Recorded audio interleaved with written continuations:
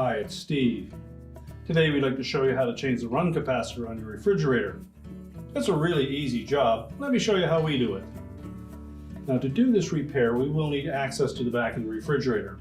We'll also need to disconnect the power.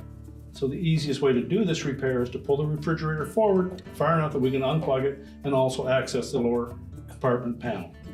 Now, with the back panel removed, our next step is to release this spring clip that holds that run capacitor and the start device to the side of the compressor. So using a pair of needle nose pliers, you can grasp that wire retainer and we'll lift it out of the hole on the top of the housing here. And the easiest way to replace this is to remove that whole device as one piece. So just rock it back and forth to unplug it from the compressor. And pull it out through the opening where we can remove that capacitor. So you pop the old one off, and then we'll line up the two male pins with the start device, and also line up that hole with the locating pin.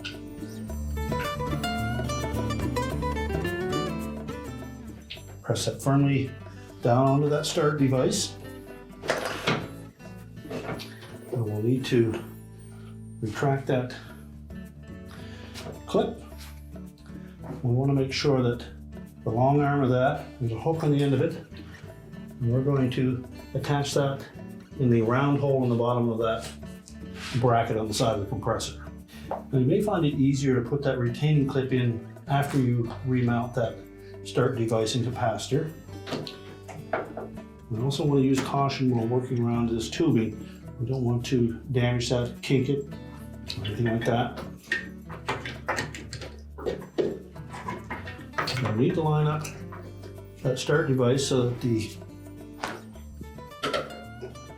single pin is at the top, and that will line it up with the compressor. So position it over those male pins on the compressor, and then press it firmly into place. Now we'll attempt to engage that hook on the bottom in the opening on that bracket.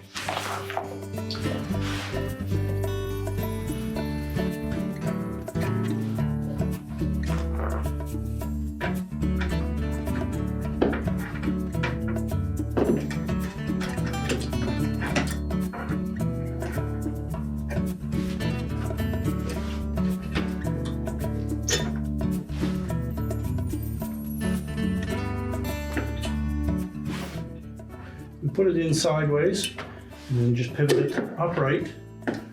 You'll find that you can actually hook that quite easily. Tuck it in underneath that tubing, across the top, and tuck it into one of the holes on the top of that bracket.